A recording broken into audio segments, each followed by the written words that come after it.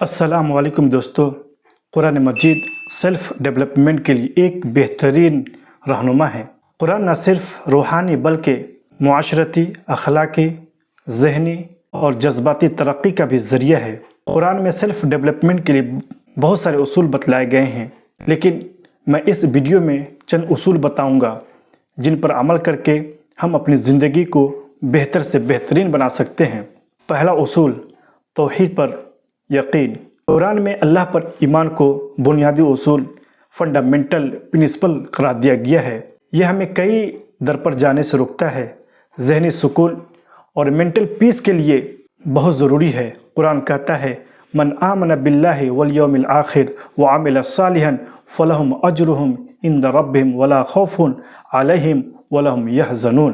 جو اللہ پر، آخرت پر ایمان لائے اور نیک کام کرے، ان کا اجر ان کے رب کے پاس ہے اور نہ کوئی خوف اور نہ کوئی اداسی ہے۔ دوسرا اصول، اللہ پر مکمل بھروسہ۔ قرآن میں اللہ پر بھروسہ کرنے کی تاکید کی گئی ہے۔ اللہ پر توکل اور ٹرسٹ انسان کو ذہنی سکون، انٹرنل سیٹسفیکشن اور طاقت فراہم کرتا ہے۔ قرآن کہتا ہے، وَمَن يَتَوَكَّلْ عَلَى اللَّهِ فَهُوَ حَسْبُهُ۔ جو اللہ پر بھروسہ کرتا ہے، اللہ اس کے لیے کافی ہے۔ تیسرا اصول، نفس کی پاکیزگی۔ قرآن میں نفس کی پاکیزگی، نفس کی تربیت، ٹریننگ پر زور دیا گیا ہے۔ انسان کو اپنے اندر منفی جذبات جیسے غصہ، لالچ، کینہ، کپٹ اور تکبر کو کنٹرول کرنا چاہیے۔ قرآن کہتا ہے، قد افلح من زکاہا۔ وہ شخص کامیاب ہو گیا جس نے اپنے نفس کو پاک کر لیا۔ چوتھا اصول، علم حاصل کرنا۔ قرآن علم کو انسان کی ترقی کا اہم ذریعہ قرار دیتا ہے۔ علم حاصل کرنا اور اسے دوسروں تک پہنچانا انسان کو سوسائٹی میں پوزیٹو کردار ادا کرنے کے قابل بناتا ہے۔ قرآن کہتا ہے، قُلْ هَلْ يَسْتَوِي الَّذِينَ يَعْلَمُونَ وَالَّذِينَ لَا يَعْلَمُونَ۔ کہو، کیا جاننے والے اور نہ جاننے والے برابر ہو سکتے ہیں؟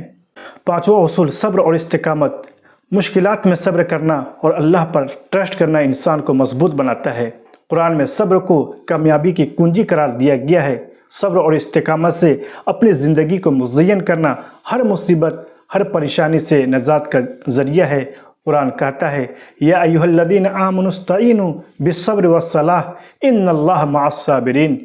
اے ایمان والو، صبر اور نماز کے ذریعے اللہ کی مدد چاہو، بلا شبہ اللہ صبر کرنے والوں کے ساتھ ہے۔ چھٹا اصول، اخلاقی بلندی۔ قرآن انسان کو اعلیٰ اخلاقی اقدار اپنانے کی ترغیب دیتا ہے۔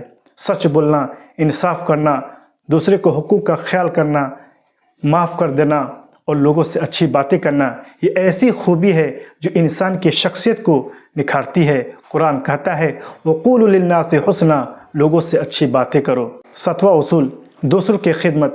قرآن میں دوسروں کی مدد کرنے، غریبوں، مسکینوں کی دیکھ بھال کرنے پر زور دیا گیا ہے۔ یہ انسان کو سوشل ریسپانسبلٹی کا احساس دلاتا ہے۔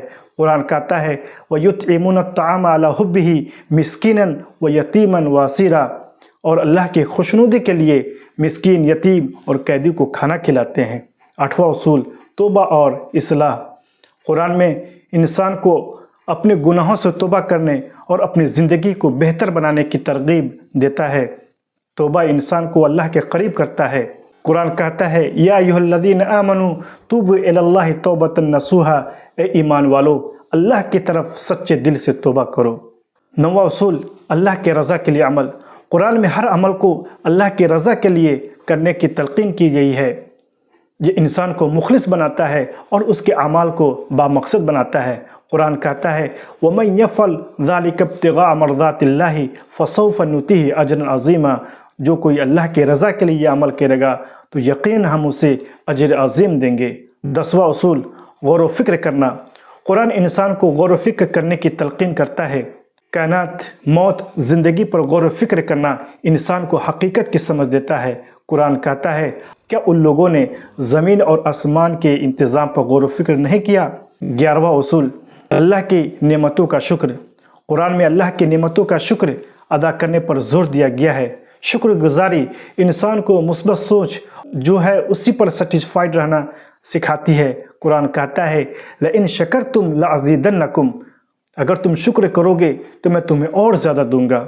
11वां उसूल माफ़ करना और दरगुजर करना। कुरान में माफ़ करने, दरगुजर करने की तालीम दी गई है। ये इंसान को आला अखलाकी बुलंदी अता करता है। कुरान कहता है वलिल काज़िमीन गैज़ा वल आफ़ीन अनिन नास वल्लाहु युहिब्बुल मुहसिनीन। और जो लोग गुस्सा को पी जाते हैं और लोगों को माफ़ कर देते हैं, अल्लाह ऐसे नेक लोगों से मोहब्बत करता है। 13वां उसूल तवाज़ु और इनकिसारी। कुरान में तकब्बुर से बचने और तवाज़ु इख्तियार करने की तलकीन की गई है।